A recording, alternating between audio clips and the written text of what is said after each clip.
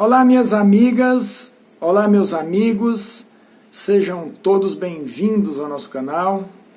Hoje é 25 de maio, data em que se comemora o Dia do Trabalhador Rural.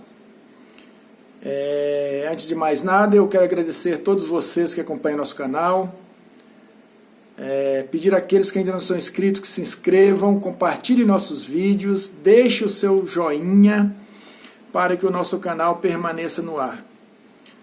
Graças à tecnologia, hoje nós temos esse meio para nos comunicarmos. A grande mídia, ela vive a serviço do grande capital e, portanto, lá não tem espaço para a classe trabalhadora. Digo também que aqui as notícias são divulgadas da forma que elas acontecem, sem sofrer nenhum tipo de maquiagem. Bem, o Estado brasileiro ele tem uma enorme dívida com essa categoria tão importante que são os trabalhadores rurais. Primeiro, mesmo aqueles que têm o seu pedaço de terra, sua propriedade, eles não têm o apoio necessário do governo federal para lá trabalhar e viver dignamente. Depois, existem os trabalhadores rurais sem terra. E o trabalhador rural sem terra é como se fosse um peixe fora d'água.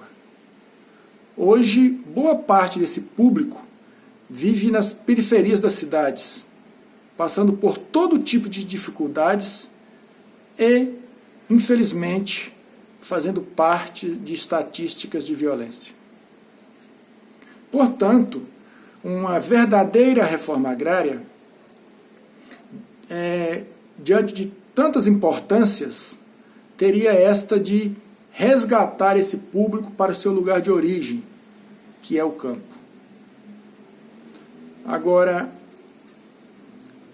vamos tratar de alguns dados para nós vermos melhor como é essa realidade hoje no campo brasileiro. 1% dos proprietários detêm 45% da área rural brasileira hoje.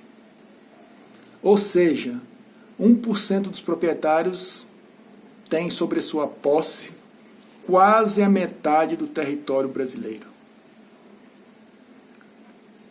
E nós vimos agora na reunião ministerial do governo federal, aquela do vídeo que aconteceu no dia 22 de maio, o ministro Ricardo Salles do Meio Ambiente dizendo para aproveitar o momento da pandemia para poder passar a boiada, fazer as mudanças nas regras, lógico, para continuar beneficiando os grandes proprietários.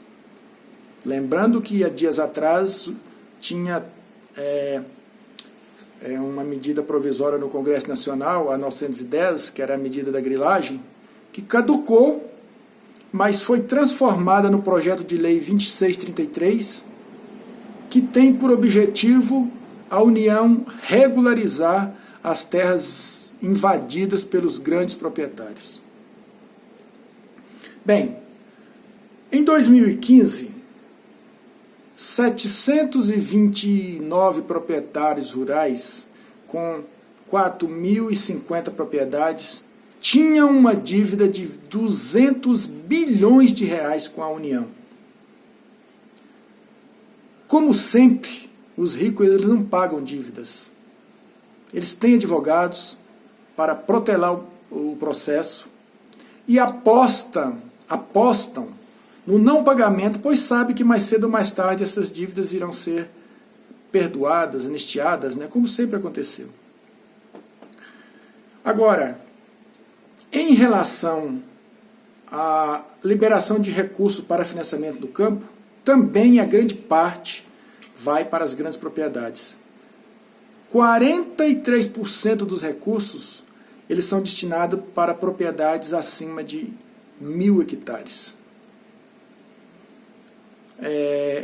Esses recursos vão para financiar principalmente as lavouras de soja, produto este que é exportado, que vai servir de alimento para o gado confinado dos europeus.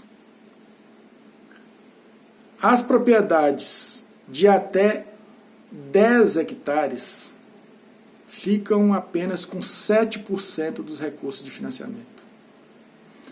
Agora, 70% da produção interna do Brasil, 70%, vem da pequena propriedade. E eu estava acompanhando esses dias, os armazéns do governo federal estão vazios, pois o governo atual não tem nenhum compromisso nessa área, e nós corremos um grande risco, né, de termos que importar produtos agrícolas nesse momento de pandemia do coronavírus, pois em função da pandemia é lógico que a produção diminuiu. Outra coisa é que são as pequenas propriedades que têm a preocupação em conservar, né, em preservar o meio ambiente. Também são as pequenas propriedades que têm a possibilidade, né, de produzir produtos orgânicos sem veneno.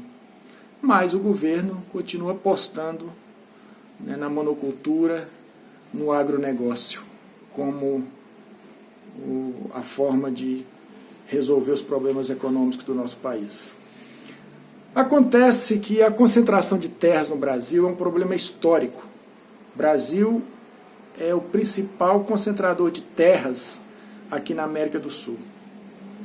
Então, se nós estudarmos rapidamente a história, nós iremos perceber que em 1500 os portugueses invadiram o Brasil e, por uma questão de controle, de administração, fizeram a primeira distribuição de terras através das capitanias hereditárias e das sesmarias. Depois, lá em 1850, criaram a Lei da Terra, onde a terra poderia ser negociada. Porém,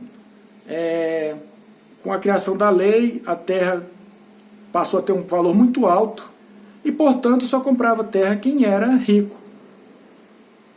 Com isso, a terra continuou concentrada na mão dos grandes. Depois, em 1964, já na ditadura militar, criaram o Estatuto da Terra, que trata da questão da reforma agrária. Veio a Constituição de 88, que trouxe no papel mudanças significativas, dizendo que as terras improdutivas deveriam ser desapropriadas para fins de reforma agrária. Acontece que o governo federal ele não desapropria as terras antes delas serem ocupadas. Assim deveria ser, já que existe uma lei, mas nunca isso acontece. Foi raras as terras, muito poucas terras, pouquíssimas mesmo, que foram desapropriadas antes de serem ocupadas. E por isso gera o conflito no campo, pois os trabalhadores rurais, para ter o seu pedaço de terra, é necessário ocupar e forçar o governo, de acordo à lei, a fazer a desapropriação. Bem, a reforma agrária ela não é apenas distribuição de terras. A reforma agrária é um conjunto de medidas. É terra, é saúde, educação, infraestrutura, tecnologia, tudo aquilo que é necessário para que o cidadão possa viver dignamente. Infelizmente, nós estamos muito atrasados nesse processo. Portanto, minhas queridas e meus queridos, como eu já disse, os pequenos proprietários são quem abastecem a mesa do povo brasileiro. E eu quero aqui dizer da minha admiração, do meu orgulho que eu tenho por essa categoria, mas infelizmente não temos muita coisa a comemorar. Mas a luta continua e com certeza um dia nós vamos viver numa sociedade digna, construída por todos nós trabalhadores, onde todos terão o seu valor devido. Um grande abraço a todos, até a próxima.